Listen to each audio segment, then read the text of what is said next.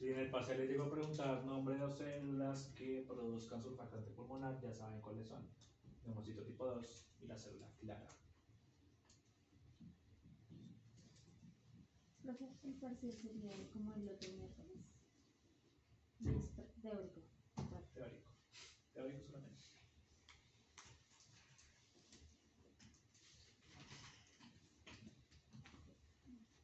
¿Qué otra cosa vamos a tener en los alveolos? Una célula del sistema inmune que se llaman los macrófagos alveolares. Macrófagos alveolares. Entonces, miren hasta acá qué cantidad de macrófagos hemos visto. El primero, el osteoclasto. ¿Vale? Después, ¿cuál vimos? La célula de microglia. Y ahora estamos viendo los macrófagos alveolares. Por favor, no me hagan quedar mal con estas células cuando lleguen a patología.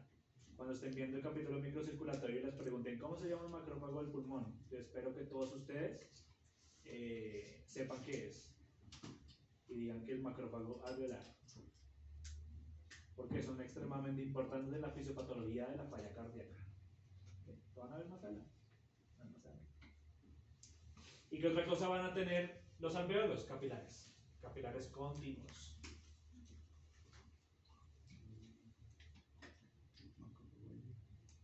Y vamos a tener capilares continuos.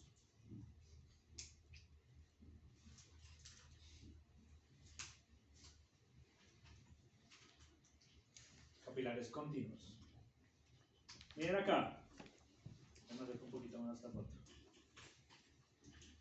Este que ustedes están viendo acá es el neumocito tipo 2. Si ven acá que tienen en la superficie una superficie amarillenta, esto es el surfactante.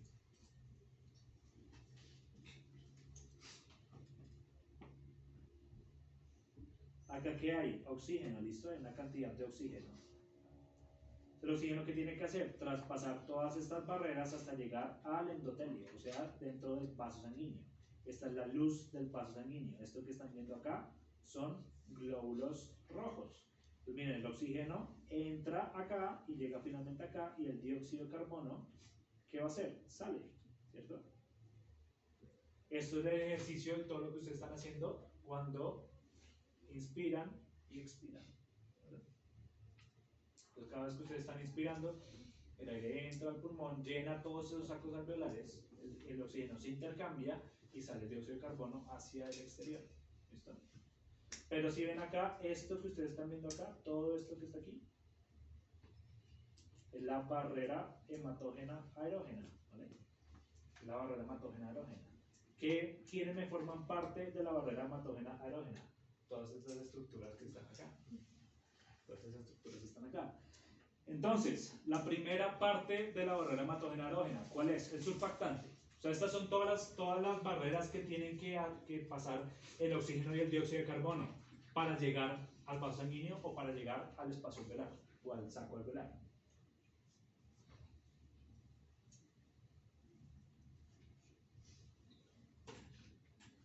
Primero, surfactante. La primera barrera es el surfactante. Segunda barrera, el citoplasma del neumocito, tipo 1.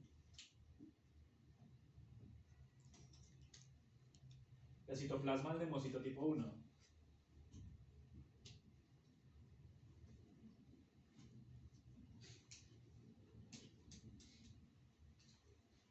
Tercera barrera, la membrana basal del epitelio alveolar.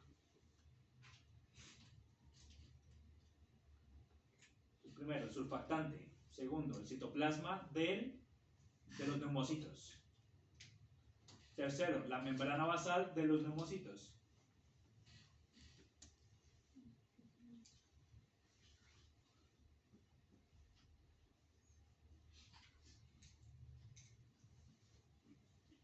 Cuarto, la membrana basal del endotelio, del capilar.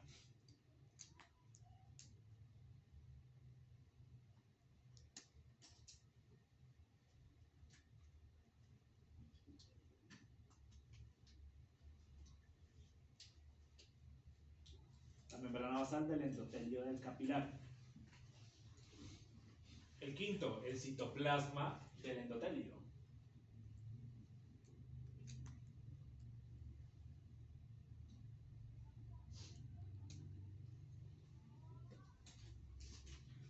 Sexto, el plasma sanguíneo. El plasma sanguíneo.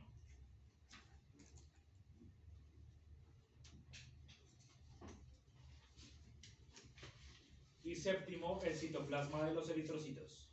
Y ahí ya llegó al destino.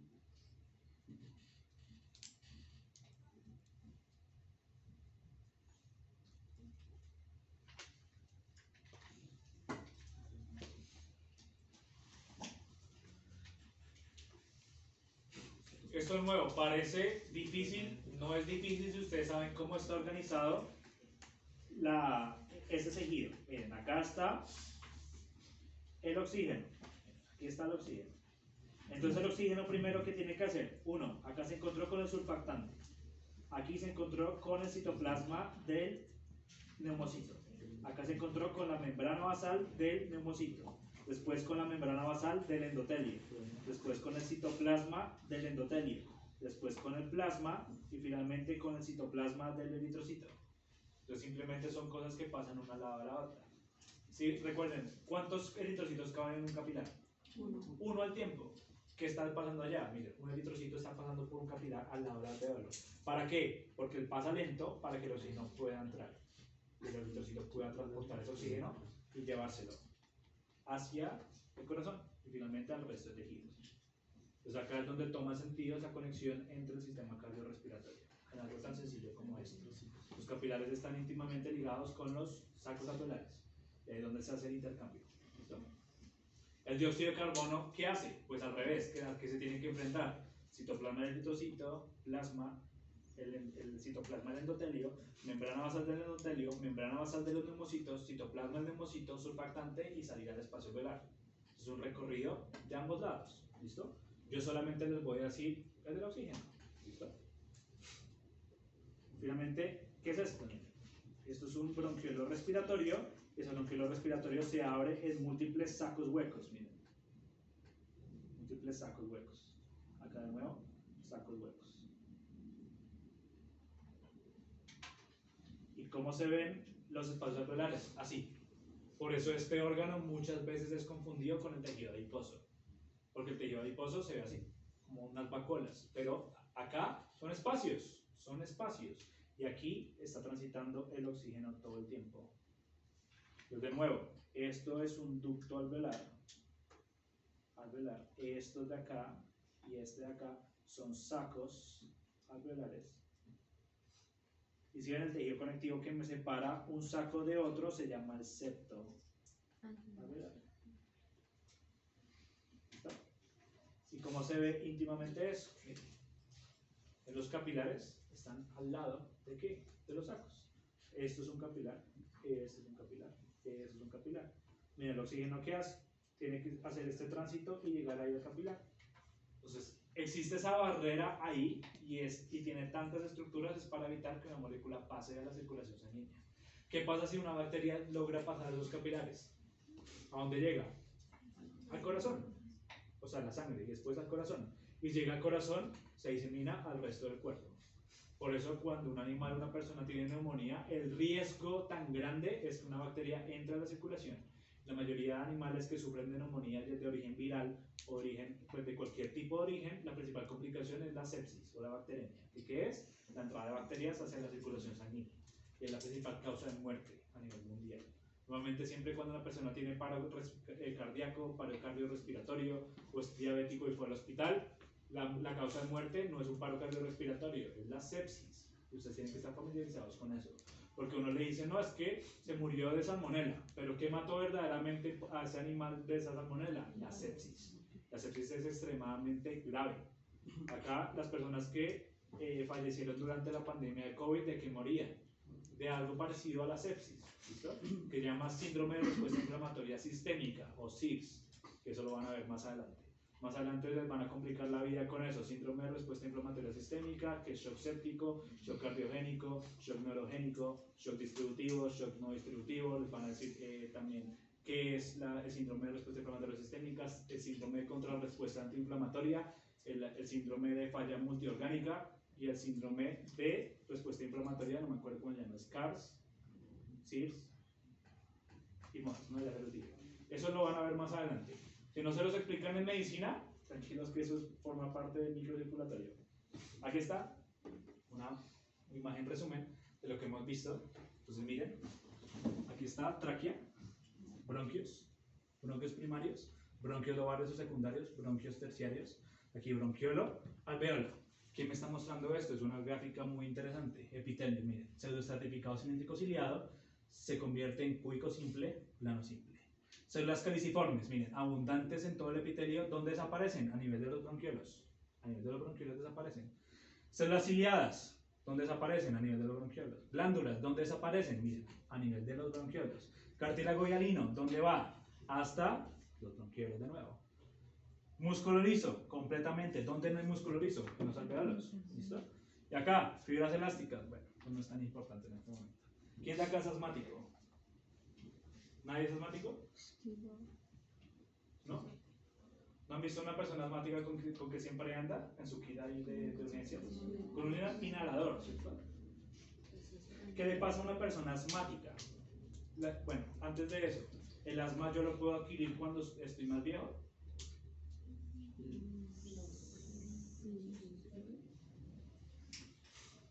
Si ustedes están en contacto con sustancias alergénicas y no se protegen, digamos ustedes están en contacto con formol durante mucho tiempo, no se puede convertir en asmático por la cantidad de irritación que tiene ese gas. Por eso hay que protegerse. Uno se puede curar del asma. El asma se cura. Solamente que es que las EPS que hacen, como eso gasta plata, ¿sí? Entonces es que se puede curar. El asma se puede curar. Solamente que la EPS dice como el tratamiento dura 6 meses todo el tiempo con terapias por salbutamol y corticoides. Entonces dicen eso es muy caro, entonces prefieren no hacerlo. Pero si una persona dura durante un año o un tiempo haciendo terapias de pulmón, o sea, terapias de neumología, en conjunto con medicaciones para el asma, se puede curar. Se puede curar.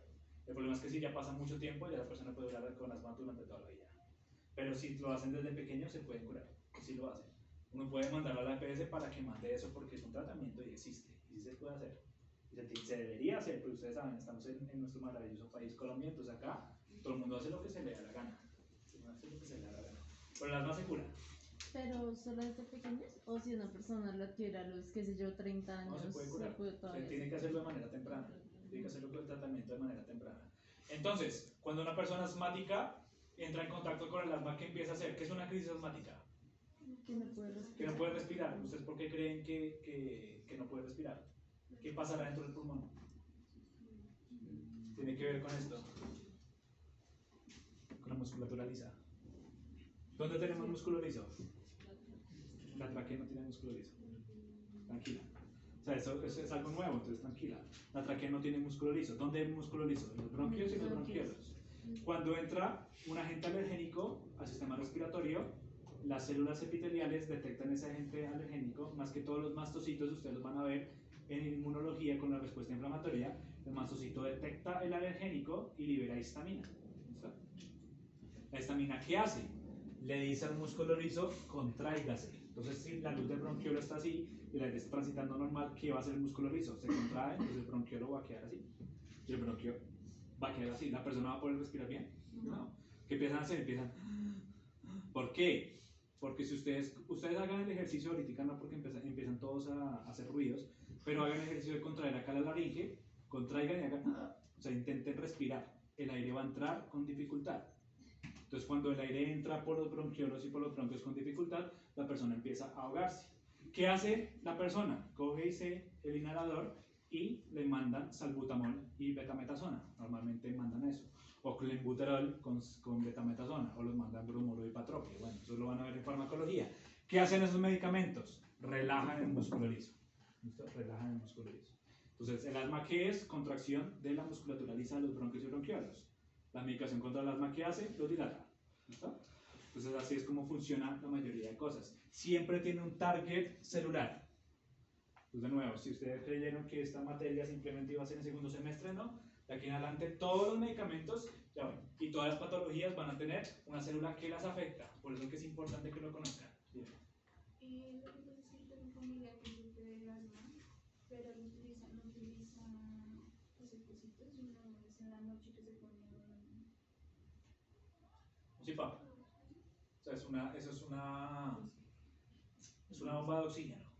Se llama una cámara hiperbárica de oxígeno. Entonces, ¿qué es lo que hace? Se coloca eso acá en la nariz y le empiezan a mandar aire con una cantidad exagerada de oxígeno. ¿Por qué? Porque como no entra tanto y la persona empieza a hacer apneas, entonces, o sea, el oxígeno entra o entra y la persona puede descansar y puede respirar bien. Es una medida que utilizan, no, sí sé que lo hacen para asma o cuando las personas sufren de obstrucción bronquiolar crónica, por estar fumando mucho tiempo, por tener daño respiratorio, por estar en obras, por estar en cosas que le dañan el pulmón, o también lo usan las personas que roncan mucho. También lo usan las personas que roncan. Ahora, digamos, otro mensaje, aparte de lo que ya dijo, de lo que iba a la mente.